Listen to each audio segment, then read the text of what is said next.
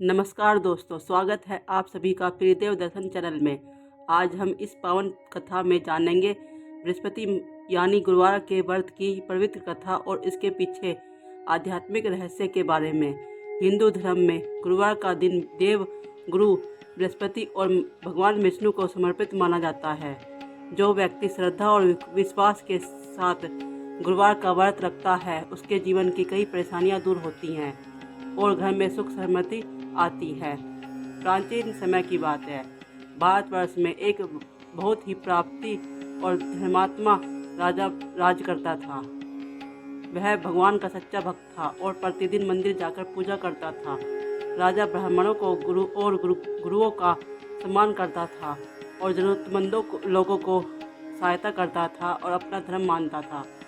इसके द्वार से कोई भी भिखारी खाली हाथ वापस नहीं जाते थे। राजा हर गुरुवार को व्रत रखता और भगवान विष्णु या बृहस्पति देव की पूजा करता था। लेकिन उसकी रानी को यह सब बिल्कुल पसंद नहीं था। उसे दान पुण्य और पूजा पाठ में कोई रुचि नहीं थी। वह हमेशा राजा को भी दान देने से रोकती रहती थी।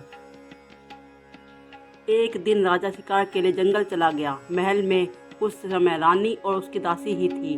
उसी समय देव गुरु बृहस्पति साधु का रूप धारण करके महल के द्वार पर भिक्षा मांगने आए। साधु ने रानी से भिक्षा मांगी, लेकिन रानी ने बहुत रूखे स्वभाव से उत्तर दिया। उसने कहा कि वह दान पुण्य से बहुत परेशान हो चुकी है और चाहती है कि उसके घर का सारा धन नष्ट हो जाए ताकि उसे आराम से जीवन जीने को मिले। रानी की ऐसी बातें सुनकर साधु रूपी बृहस्पति देव ने उसे समझाया कि धन और संतान में से कोई दुखी नहीं होता। यदि किसी के पास अधिक धन हो तो उसे भूखे को भोजन कराना चाहिए, प्याऊ लगवाने चाहिए, ब्राह्मणों को दान देना चाहिए, कुएं लगवाने चाहिए और गरीब कन्याओं का विवाह करवाना चाहिए। ऐसे कामों से मनुष्य का नाम अमर होता है और उसे स्वर्ग की प्राप्ति होती है। लेकिन रानी को साधु की बात बिल्कुल पसंद नहीं आई। उसने कहा कि उसे ऐसा धन नहीं चाहिए जिससे दूसरों को दान देना पड़े। तब साधु ने कहा कि यदि तुम्हारी यही इच्छा है तो तुम 7 गुरुवार तक कुछ ऐसा काम करो जिससे तुम्हारा सारा धन नष्ट हो जाए। साधु ने उसे कुछ ऐसे कर्म बताए जो गुरुवार के व्रत के विरुद्ध माने जाते हैं। रानी ने साधु की बात मान ली और वैसा ही करने लगी। सिर्फ 3 गुरुवार बीते ही थे कि सारा धन नष्ट हो गया। महल की सारी संपत्ति समाप्त हो गई। राजा रानी को भोजन के लिए तरसना पड़ा। तब जाकर राजा ने सोचा कि अब उसे दूसरे देश जाकर काम करना चाहिए। वह महल छोड़कर प्रदेश चला गया और वहाँ जंगल में लकड़ी काटकर बेचने लगा। उधर महल में रानी और उसकी दासी बहुत दुखी रहने लगी। कई बार तो उन्हें कई दिनों तक भोजन नहीं मिलता था।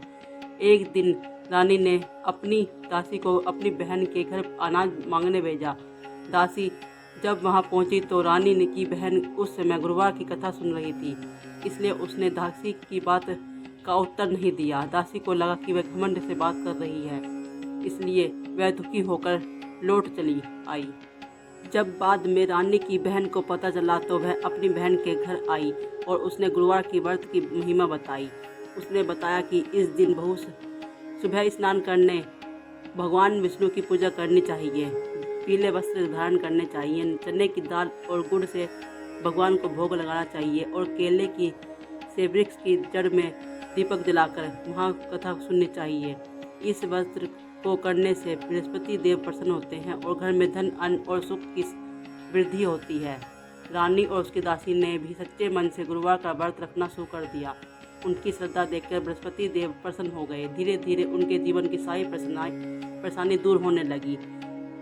उसने घर में फिर से धन समृद्धि आने लगी। रानी को अपनी गलती का एहसास हुआ और उसने दान पुण्य करना शुरू कर दिया। कुछ समय बाद बृहस्पति देव ने राजा को सपन में दर्शन दिए और उसने अपने राज्य लौटने के लिए कहा। राजा जब वापस लौटा तो उसने देखा कि राज्य में पहले जैसी अधिक समृद्धि है। रानी ने मंदिर, धर्मशाला और तालाब बनवाए और गरीबों की मदद करना शुरू कर दिया। राजा को बहुत प्रशंसा हुई। उसने भी निश्चय किया कि अब वह जीवन भर बृहस्पति देव की पूजा करेगा। समय बीतने के बाद बृहस्पति देव की कृपा से राजा और रानी एक सुंदर पुत्र की प्राप्ति हुई। तब से उन्होंने पूरे राज्य में गुरुवार व्रत की महिमा का प्रचार किया है। कहा जाता है कि जो भी व्यक्ति श्रद्धा से सच्चे मन से गुरुवार की व्रत की पूजा करता है और बृहस्पति देव की कथा सुनता है, सुनाता है, उसकी सभी मनोकामना पूरी होती है।